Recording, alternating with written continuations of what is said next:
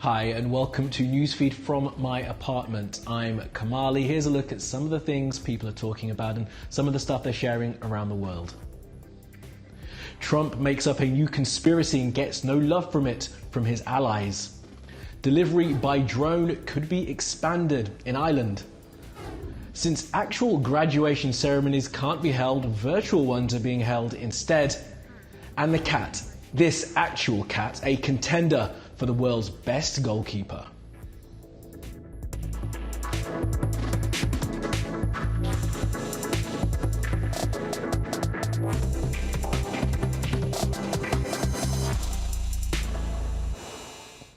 And top of our newsfeed, Obamagate. That's the latest made-up phrase being used by Donald Trump to speak to his supporters and their dislike of America's first black president, Barack Obama.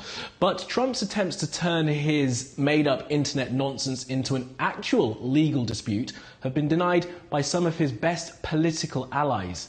Here's Denis. Obamagate. President Donald Trump's vague accusation that his predecessor plotted to ensnare his administration in a Russia scandal has suffered a severe blow. We live in a very divided country right now, and I think that it is critical that we have an election where the American people are allowed to make a decision, a choice, between President Trump and Vice President Biden based on a robust debate of policy issues, and we cannot allow this process to be hijacked by efforts to drum up criminal investigations of either candidate. And I'm committed that this election will be conducted without this kind of interference. Any effort to pursue an investigation of either candidate has to be approved by me. That's Trump-appointed Attorney General William Barr dismissing the possibility of so-called Obamagate investigations. His boss was a little perplexed. So I'm a little surprised by that statement. I don't think he said it quite the way you said it. I think he said, as of this moment, I guess. But if it was me, I guarantee they'd be going after me. In his case, they're not. So I think it's just a continuation of a double standard. I'm surprised by it. I'm surprised by it. Trump has never made clear what he's accusing Barack Obama of doing. You know what the crime is. The crime is very obvious to everybody. All you have to do is read the newspaper. Not that obvious, but some say the accusation is that the Obama White House plotted to launch the FBI investigation into Trump's former national security advisor, Michael Flynn, and ultimately the Russia investigation. Senate Judiciary Committee Chairman Lindsey Graham has asked his colleagues on the panel for broad authority to subpoena former Obama officials. It's part of a probe into the Russia investigation. Last week, Trump urged Graham to call Obama to testify, but the senator has already ruled that out. No president's above the law, but we do have separations of powers, and I think it'd be a bad precedent to compel a former president to come before the Congress. That would open up a can of worms, and for a variety of reasons, I don't think that's a good idea. But by continuing the Senate investigation, Graham is keeping the door open for Trump to continue his Obamagate allegations. He clearly thinks they'll be useful in his re-election campaign against Obama's vice president.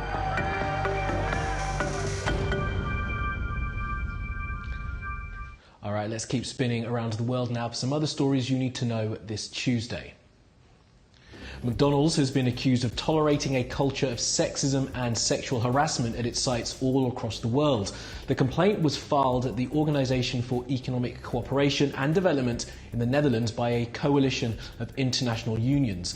Now, they say they're not seeking a financial settlement from McDonald's, but want a form of mitigation which will get the corporation to change its work culture. Scientists writing in the journal Nature Climate Change say Dust Bowl conditions are now twice as likely in the US due to our warming planet. The Dust Bowl is a term used to describe large areas of America which were hit by drought and record summer temperatures in the 1930s. That led to loss of life and livelihood for farmers in the Great Plains area of the continent. And this is Kevin Meyer, and he is about to become the first CEO of TikTok. He will also be CEO of ByteDance, the Chinese tech firm that owns TikTok. Mr. Meyer was the boss of streaming at Disney, but has been employed by ByteDance in what some observers say is an effort to give the Chinese firm some cover against accusations that it is beholden to the Chinese government. Well, delivering stuff by drone has been on the verge of taking off for years, but in Ireland the lockdown has led to a renewed push for the technology to be used more widely. I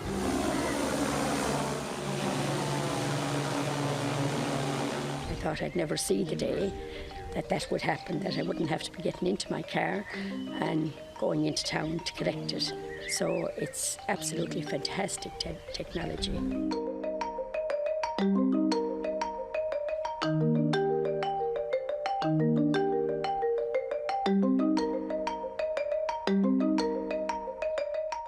I have to get a lot of medicines and that, and for groceries and everything. It's absolutely fantastic that it's delivered by drone.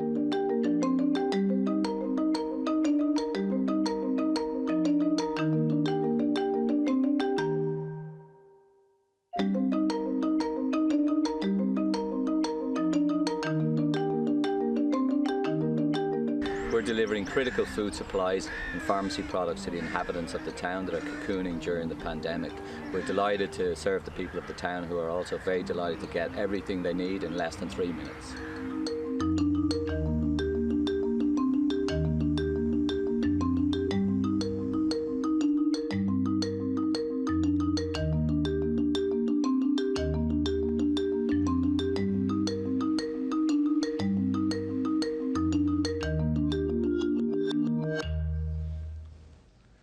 And next, high school students in America graduated recently, but with all the schools on lockdown, celebrities were there to give all those students a virtual ceremony. Take a look at this.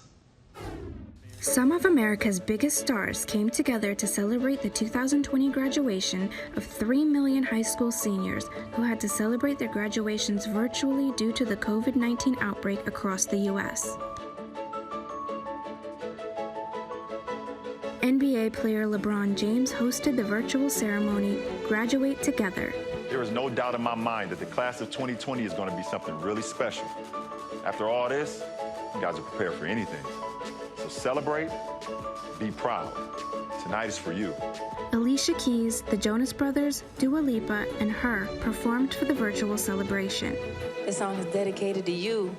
She was walking in the street, looked up and noticed he was nameless, he was homeless. Congratulations to all the seniors, and now let's party! They also sent a message of hope amid the pandemic. I know this has been a challenging year for you all. For some, a challenging 4 years. But I believe that a little adversity makes for a very compelling story. So write a good one. Use your voices and talents to be seen and heard. Voy a ustedes en todo lo que se propongan, en todas sus metas, pero recuerden que no importa lo que logremos, lo más importante es el respeto por los demás. El respeto y los valores que pongamos en práctica día a día son los que dicen quién tú eres, son los que nos definen como personas. Building your community is how you change the world. Unfortunately, the system does not solve the real problem. Education, violence, racism, they must be solved in the street. Class of 2020, I know the last thing you want to hear right now is stay home. It's not my message to you. My message is stay close to home. These last 12 years of school has prepared you all to go out into the world and be global citizens, just like it's done for me. And even though we're amidst circumstances that have affected our families, our friends, and communities, I'm inspired by how many of you all continue to ask, how can I be of service?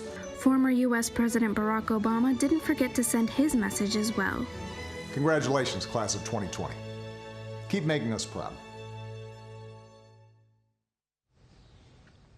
Okay, let's take a look at some COVID-19 related stories that you may have missed.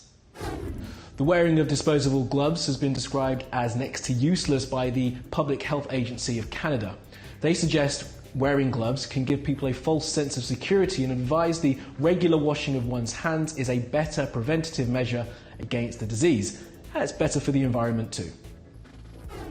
And the Shakespeare Globe Theatre in London is in danger of going out of business because of the lockdown and because no one is going. The venue has been closed since the 18th of March and its owners told politicians in the UK it was at risk of becoming insolvent. I'm Taika Waititi. Over the next few weeks, I'll be joined by some special friends as we read Roald Dahl's James and the Giant Peach to raise money for Partners in Health. Yes, that's the filmmaker Taika Waititi and some celebrities reading Roald Dahl's wonderful book James and the Giant Peach. It's being done to raise money for the charity Partners in Health, which aims to help vulnerable people cope with Covid-19. If you've never read James and the Giant Peach, this is a pretty good way to get into an incredible story.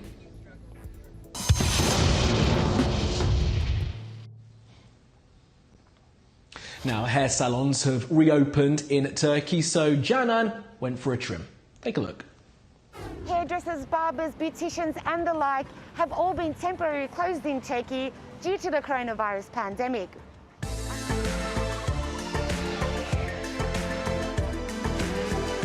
It's been 50 days since my salon's been closed and I don't think anyone's more excited than me.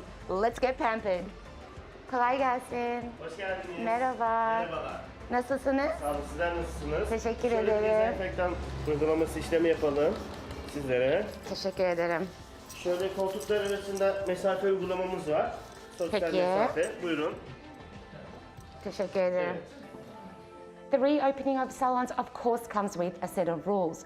For example, appointment-only bookings, leaving a seat in between customers and also wearing a mask at all times.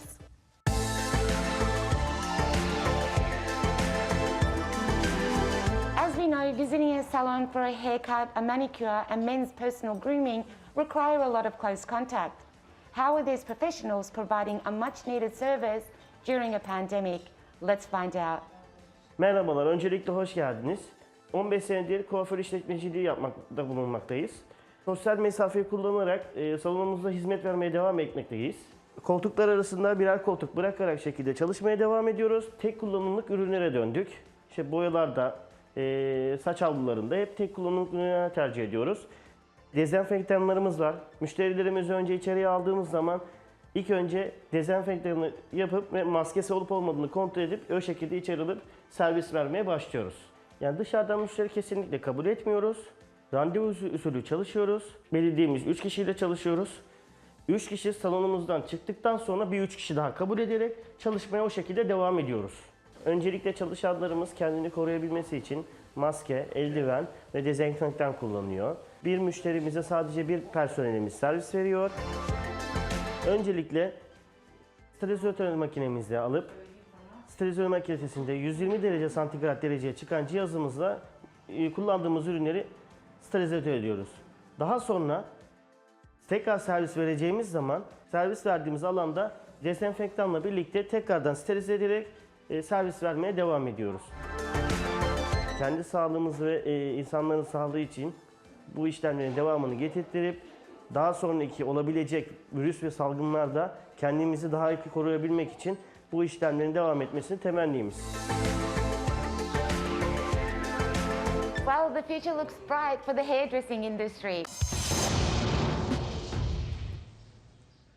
And last up, as a member of the Goalkeepers Union myself, I want to highlight some of the best goalkeeping I have seen in a while. And while keepers are normally called the cat because of their dexterity, this one is an actual cat.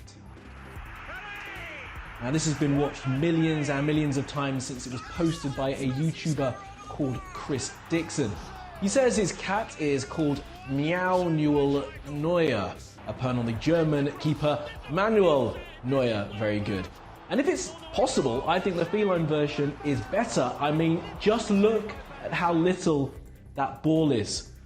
Wonderful non-pandemic related content. Thank you, Meow Neuer. Play on, little fella. Play on. Well, that will be all from the Newsfeed team for today. Do reach out to me with your comments, questions and suggestions. You'll find me at Kamali Melbourne. You'll find us 24/7 on YouTube. You can subscribe to that channel and you can follow me on Twitter. Follow, subscribe and add. Stay at home, Evdekal, stay safe, and I'll see you again tomorrow.